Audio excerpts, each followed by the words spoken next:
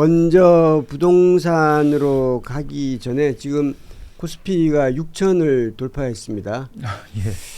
이젠 참 무서울 정도예요. 이게 3천에서부터 6천까지 거의 더블이 된 게 불과 몇 달 만에 됐으니까. 이제 일부 종목은 4배 오른 종목들도 있고요. 뭐 지금 상황에서 지금이라도 들어가야 하느냐라고 막 물어보는 사람들이 많습니다.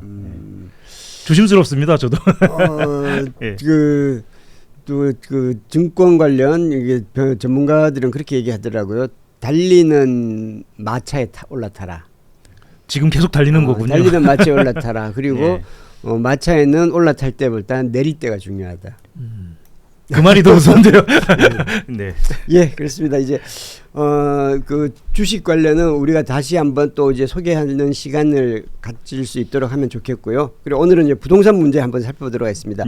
이재명 대통령이 집값 안정을 위해 다주택자에게 매물을 내놓으라고 연일 압박을 가해 왔었는데 집값 상승에 대한 수요자 기대가 3년 7개월 만에 가장 큰 폭으로 꺾였다는 소식입니다. 이러한 경향성은 사실 흔히 말하는 그 뭐 한겨레 경향 오마이뉴스는 한 며칠 전부터 보도를 하기 시작했고요. 동아일보를 비롯해서 이제 보수 성향의 신문들이 드디어 오늘자부터 보도를 하기 시작했습니다. 그만큼 이번에 한국은행이 발표한 지수가 중요한데요. 한국은행이 어제 공개한 올해 2월 소비자 동향조사 결과에 따르면 주택 가격 전망 지수 이것이 108입니다. 108로 전월 대비 전월은 124였거든요. 16포인트 하락했습니다. 이것에 대해서 간단히 설명을 드리면 주택가격 전망지수가 100이면 1년 뒤에 집값이 오를 것이라고 예상하는 소비자가 더 많다. 그러니까 100을 기준으로요. 그렇다고 얘기하는 거 아닙니까? 100이면. 그렇죠. 100이면 같다는 거죠. 그러니까 100 이상이면 많다는 거고요. 이 수치가 16포인트 하락했다는 것은 2012년 7월 이후에 3년 7개월 만에 최대폭이라고 합니다. 그만큼 이제 부동산 심리가 크게 움직이고 있다라는 물론 것이죠. 이제 1년 뒤에도 조금 오르긴 오르겠지만은 그건 아주 미미한 정도고 뭐 물가 수준 이하가 되거나 뭐 그 정도 되겠다라고 전망하는 거죠. 그렇게 전망을 하고 있는 거죠.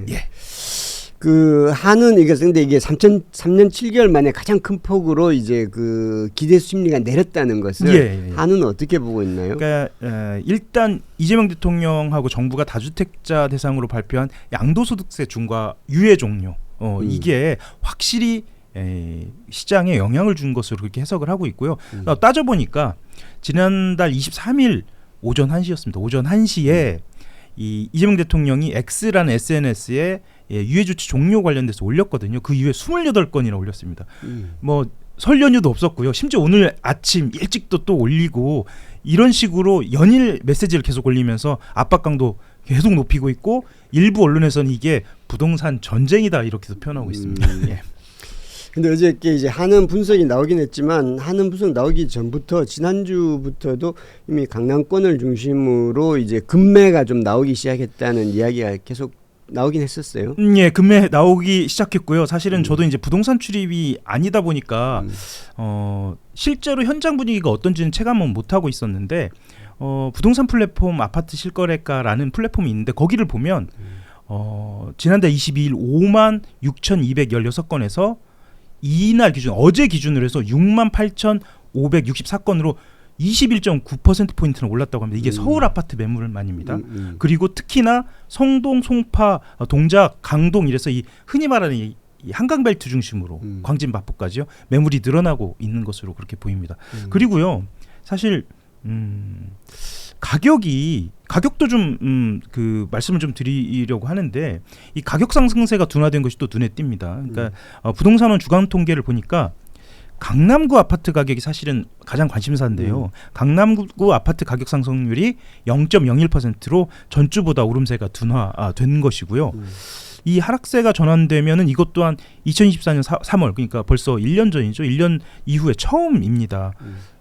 압구정동 시현대 아파트가 저는 이 100억 원 가까이 한다는 걸 이번에 또 처음 느꼈는데 실제로 지난해 말에 128억 원대 하던 183제곱미터 이 신현대 아파트가 이달 초에 98억 원에 거래됐다고 합니다.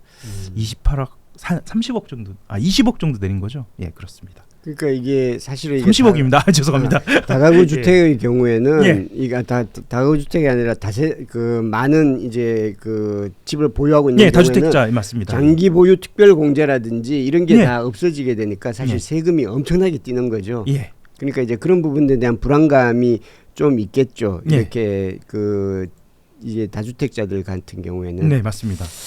근데 강남 집값이 지금 이제 조금 한다고 하지만 이게 좀 일시적이라는 이야기도 있지 않나요? 네, 실제로 이제 양도세 중과가 제기가 현실로 오면 그러니까 세 부담이 엄청 늘어나지 않습니까? 그러니까 세 부담을 회피하기 위한 버티기 매물이 또 생길 것이다. 이런 그 전망도 나옵니다. 그래서 정부가 주택 공급 확대 계획대로 추진을 해야 하고 가장 핵심적인 게 또 하나 남아 있습니다. 보유세 강화 이걸 어떻게 할 것이냐, 이걸 후속 대책으로 병행해야 하는 것이냐에 대한 쟁점이 또 남아 있습니다. 그러니까 이제 사실은 보유세와 양도세를 동시에 올려버리는 경우면 예. 사실은 이제 오도 가도 못하게 되는 경우가 되는데 네. 사실 이거 정치와 결부시켜 보면 예. 박재민 평론가님 더 잘 아시겠지만 문재인 정부 때는 이 보유세를 올린 것이 사실은 서울시장 패배라든지 이렇게 지지율 그리고 나아가선 대선까지 이게 정치적으로 사실 조금 이제 정치 어려움을 겪었었는데 지금은 양도세 그중에서도 다주택자 양도세로 포커스를 맞추다 보니까 이게 여론에서 오히려 지금 부동산 정책이 이재명 지지율을 더 떠받치는 그런 걸로 지금 되고 있지 않습니까? 예, 물론 이제 설명은 해주시겠습니다만 이게 이제 두 가지 요인이 동시에 있는 것 같습니다. 말씀하셨던 것처럼 보유세를 하느냐 마느냐를 일단은 그 후순위로 밀어놓고 하지만 하지 않는다라는 얘기는 한 적은 없습니다. 후순위로 밀어놓고 또한 이 지금 현재 여론조사를 아주 면밀하게 보고 있다는 거, 이 여론을 면밀하게 보고 있다는 것은 이제 이후에 이 정책의 변화가 충분히 있을 것으로 그렇게 좀 보여진 전망입니다. 사실 이재명 정부에서 하는 세금 정책이 과거 역대 민주당 정부에 안 했던 건 아니거든요. 비슷한 정책들을 계속해 왔는데 차이점이 있다면은 첫 번째가 프레임이라고 봅니다. 과거 민주당 정부 때는 주택 소유자 그리고 그 고가격의 주택 소유자 전체를 이른바 이제 적 또는 반대편으로 돌리는 그런 프레임을 만들었다면은 이재명 대통령 초반에 다주택자라고 굉장히 극소수로 한정을 시켰습니다. 그러다 보니까 1가구 1주택 소유자 서울에 있는 이른바 많은 중산층들이 해당이 되지 않는 겁니다. 그러니까 그 프레임에서 본인들은 이재명 대통령을 지지할 수 있는 그런 하나의 자기들과 이익관계가 형성됐던 거예요. 그러다 보니까 다주택자 소수자 그다음에 그 외의 다수자 해서 이재명 대통령이 다수자 프레임을 끌고 갔던 겁니다. 그런 부분이 있고요. 두 번째는 저는 메시지와 강도와 연속성의 문제라고 보는데요. 역대 생각했던 민주당 정부라는 것이 저렇게 하다가 결국은 여론의 동향, 특히 선거를 앞두고 제풀에 꺾일 것이다. 그렇죠. 뭐 이런 예측들을 했는데 지속적으로 메시지를 계속 내물어내서 이건 분명히 간다라는 확실성을 시장에 심어준 것. 이게 저는 가장 큰 효과를 보지 않았나. 즉 메시지 전략의 성공이 한몫했다. 이런 평가를 드리고 싶습니다. 그 메시지 전략에 대해서 이제 그 이 대통령이 X를 통해서 계속해서 이제 그 글을 올리고 특히 이게 기사 공유를 많이 하죠. 이제 이 본인이 생각하기에 조금 마음에 안 드는 기사 또는 좀 긍정적인 기사 이게 뭐 가리지 않고 다 막 올리고 있죠. 올리면서 자신의 이제 코멘트도 붙이고 하는데 이런 것에 대해서 이 국민의힘도 그렇고 일부 이게 대통령이 좀 너무 이렇게 가볍지 않나 이런 식의 비판을 하는 사람도 있어요. 그에 대해서는 어떻게 생각하시는가요? 그건 이제 옛날 대통령 이야기죠. 지금은 대통령이 SNS를 통해서 직접적으로 국민들과 소통하고 이건 사실 소통하는 것이 아니고요. 상호작용하고 있는 겁니다. 여론을 만들기도 하고 여론을 받기도 하고 이렇게 하면서 이 흐름들을 이해하고 있는 거죠. 즉 우리가 주식이든 부동산이든 실가치 외에 심리적 요인이 존재하고 있다라는 포인트를 이재명 대통령이 정확하게 읽어낸 건 거죠. 그래서 이제 그 심리적 포인트에 본인이 직접 개입을 한 거고 참 재밌는 게 이게 프레임 이론이라고 제가 말씀을 드렸는데 코끼리는 생각하지 마. 이거하고 똑같은 건데요. 이재명 대통령이 글을 올리는 것과 그다음에 언론을 기사를 링크하는 것이 한쪽 방향에서는 맞고 한쪽 방향에서는 비판의 여지가 있는 내용들입니다. 그럼 어떻게 되느냐. 이른바 이재명 대통령을 싫어하는 쪽들이 여기에 전선에 개입을 해줍니다. 장동혁 대표가 글을 달잖아요. 네, 그렇죠. 근데 결국은 장동혁 대표가 노모 이야기를 하고서 글을 달면서 다주택자 문제가 더 커져버린 거예요. 그런 부분들이 있는 거고 또 그 보수 언론이 여기에 대해서 개입을 합니다. 강남 집값 잡을 수 있을까? 뭐 이런 식으로 결국은 제풀에 꺾일 것이다. 근데 꺾이지 않는 거예요.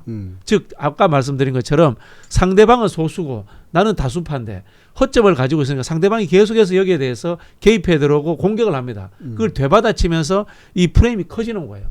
이 속에서 이재명 대통령이 이걸 보니까 나는 늘 다수파에 속해 있고 다수파에 속해 있다 보니까 여론이 나한테 따라오는구나 라는 것을 인지하게 된 거죠. 결국 이제 여론의 승리로 끌고 가고 있는 거죠.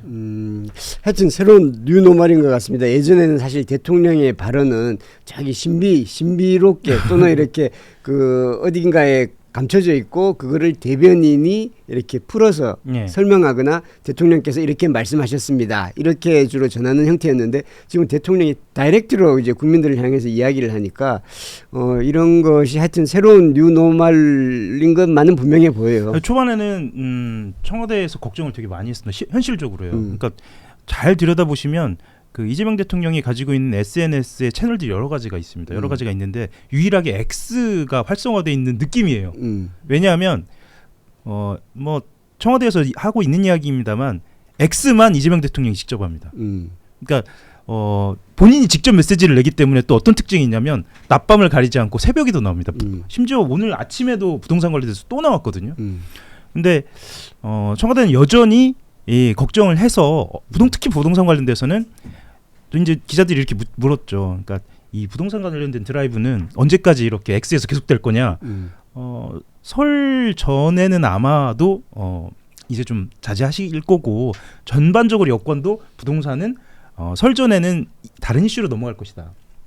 그런데 이재명 대통령이 직접 하다 보니까 특히나 말씀하셨던 것처럼 의도치 않게 장동혁 대표가 참전을 하다 보니까 감사하죠. 예. 그리고 또 하나는 여론이 이 부동산 정책 때문에 지지를 한다라는 여론이 비등하기 시작하니까 본격적으로 또 드라이브가 다시 걸린 것 같아요. 그 이재명 대통령이 본인이 이제 부동산 주식에 대해서 나름의 철학과 오랫동안 공부를 그렇죠. 해온 자신감이 있다라고 봐야 되고요. 우리가 이제 정치를 하는 이 도구를 두 가지를 이야기합니다. 하나는 정의감을 이야기하고 하나는 이익 정치를 이야기하는데 실제로 이제까지 민주당 정부의 대통령들이라는 정부의 수장들은 정의감 정치를 이야기했습니다. 땅을 많이 소유하면 안 돼. 또는 뭐 이 공정해야 돼. 이런 담론 차원의 이 도덕적인 이야기를 하기 때문에 말씀하신 것처럼 대통령이 강론에 개입을 안 한 겁니다. 그리고 그게 하나의 도덕적 결론처럼 됐는데 이게 정의감 정치에서는 통해요. 그런데 이익 정치로 가면 대통령이 아무리 정의론적인 이야기라든가 공정론을 이야기하더라도 내 이익이 안 되면은 그렇죠. 내 이익에 손해가 끼치면은 시장은 반응하지 않거든요. 이재명 대통령 그걸 아시는 거예요. 그래서 정의감 정치와 이익 정치를 분리해 가지고 이익 정치로 갈 때는 본인이 직접 계획해서 집요하게 이걸 물고 늘어지는 겁니다. 당신들의 이익이 되지 않을 것이라는 것을 충분히 이야기하고 설득하고 여론을 끌고 가고 있는 거죠. 그거 관련해서 대통령 메시지와 관련해서 오늘 아침에도 이재명 대통령이 메시지를 하나 보냈습니다. 한국 브라질 정상회담 성과에도 여당의 지원 사격이 빈약하다는 기사를 이게 아마 대통령께서 말하고 싶은 것을 이 기사를 통해서 전달한 것 같은데 기사를 링크했는데 이게 결국은 이게 여당이 대한 조금 약간의 불만을 이렇게 간접적으로 표현한 게 아닌가 싶네요. 전체적으로 읽어보면 또 그렇지는 않습니다. 그러니까 말에 뼈가 있다고 하죠. 그러니까 아주 강하게 뼈를 집어넣은 느낌인데 그 기사를 링크했는데 정작 시작은 본인이 뒷전이 된 일도 없고 그렇게 느낀 적도 없다 이렇게 얘기를 합니다. 그러니까 그렇게 얘기를 하면서 결국에는 어떤 걸 강조하냐면 상법 개정안 빨리 해줘라. 그러니까 국회에서는 할 일 하면 된다. 예, 두 개의 메시지가 동시에 등장합니다. 그러니까 상법 개정안을 빨리 처리해달라. 사실은 상법 개정안을 빨리 처리해달라는 메시지가 나오고 지금 6천이 넘어갔잖아요. 어떻게 보면 이제 국민적인 입장에서는 6천을 밀어올리는 게 이재명 대통령 덕분이다라고 느낄 수 있을 정도로 메시지가 굉장히 빠르고 직접적이었습니다. 물론 인과관계가 그렇게 되는지는 모르겠습니다만 상법 개정안이 국회에서 어제 이게 덕거덕거리면서 안 됐는데 대통령이 이 정도의 의지를 갖고 있으니 상법 개정안은 그러니까 자사주 소각 관련 이거는 반드시 통과가 되겠구나. 그러면 주가가 또 오르겠구나라는 심리적 요인이 그렇게 연결이 될 수는 있겠네요. 그래서 매우 현실적이고 효능감 효능감을 강조하는 메시지이다. 아까 말씀하셨던 것처럼 부동산도 마찬가지고요.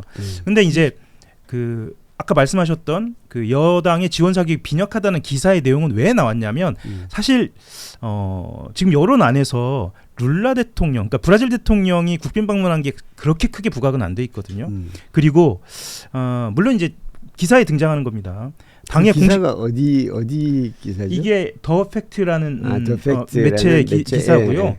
그러니까 사실 또 이렇게 말씀드리면 약간 가지치기를 하는 건데 정말 꼼꼼하게 보는 것 같습니다. 그러니까 웹에 존재하는 본인과 관련된 기사를 정말 꼼꼼하게 보는 것 같아요. 그러니까 물론 더 팩트라는 매체에 대한 평가를 제가 하는 것은 아니고요. 그러니까 세세하게 들여다보고 있고 이게 본인이 가져가려고 하는 메시지와 연관돼 있다고 할 때는 바로 즉각적으로 반응하죠. 이게 지금 불과 1시간 전쯤에 나온 물론 이제 메시지 팀에서 다 이제 메시지 팀이 아니라 이제 그 홍보 쪽에서 다 올렸을 수도 있죠. 올렸을 수도 있고요. 네. 다만 이건 X에서 나온 메시지이기 때문에 본인이 직접 하는 것으로 그렇게 추정이 되기도 합니다. 자, 조금만 더 연결하자면 이 룰라 대통령이 국빈 방문했고 실질적으로 전략적 동반자 관계 맺었거든요. 이거는 큰 외교 성과입니다. 그런데 당 차원에서 공식 논평은 한 건밖에 없었다. 그리고 최고위원회의에서 모두 발언 정도는 좀 해줬어야 하는 거 아니냐라는 기사가 나온 겁니다. 그러니까 그거에 대해서 이제 대통령이 링크를 걸었으니까 양쪽에서 동시에 해석이 가능합니다. 대통령이 섭섭함을 표현했을 수도 있다. 아니다. 대통령은 그것이 아니라 자 그런 기사하고 난 무관하고 일단 내가 하고 싶은 일을 해야겠다라는 메시지를 전달한 것이다. 아주 다양하게 해석할 수 있는 다만 효능감을 강조하는 것은 분명한 그렇게 보여집니다. 전체적인 흐름으로서요. 청와대에서 이른바 법사위에 대한 시선이 있는 것 같아요. 법사위가 전체적인 국정 운영과 따로 놀고 있다라는 뭐 그런 느낌을 가지고 있는 것 같고요. 브라질과 우리가 이제 그 이재명 대통령이 전략적 동반자 관계 이야기했잖아요. 전략적 동반자 관계라는 것은 정치, 경제, 외교, 안보까지도 포함되는 종합적 관계다라는 그런 뜻이거든요. 이거는 이른바 미소 갈등 문제, 그다음에 트럼프 시대의 문제 이런 것들에 대해서 브라질과 지렛대로서 할 수 있는 일들이 수없이 많다라는 것을 가정하고 있는 겁니다. 그런 부분에서 최근에 이제 뭐 저도 주장을 했고 일부 전문가들이 하는 이야기 중에 하나가 초강대국을 제외한 이른바 그 다음 단계의 선진국들의 연대체가 필요하지 않느냐라는 이야기들을 많이 하고 있거든요. 뭐 예를 들자면은 브라질도 포함되고 뭐 인도 같은 브릭스 국가도 있고 그렇죠. 그다음에 전통적 선진국인 뭐 독일, 프랑스, 영국, 캐나다, 호주 이런 나라, 일본도 포함됩니다. 뭐 그런 나라들끼리의 연대. 또 그 트럼프 레임덕 이후의 상황에 대해서 어떻게 대비할 것인가 이런 국제적인 그 경제 안보에 대한 이야기들이 나오고 있거든요. 그런 부분들까지도 저는 가정하고 있다고 봐요. 근데 과연 우리 국회는 그런 걸 이해하고 있는가라는 질문을 청와대가 아마 가지고 있을 것 같아요. 예, 알겠습니다. 한 가지만 저 말씀을 드리면 어제 뷰리핑에서도 상법 개정안을 1번으로 올려야 하는 거 아니냐 이런 말씀을 좀 나눈 적은 있습니다. 이제 근데 그만큼 이제 여론에서도 효능감이 있는 건 상법 개정안이니까 그렇죠. 국민들한테요. 이제 그런 이야기를 나눈 적이 있었고, 근데 법사위에서는 아까 말씀하셨던 것처럼 상법 개정안이 우선순위는 아니었던 거죠. 예. 그렇죠. 예.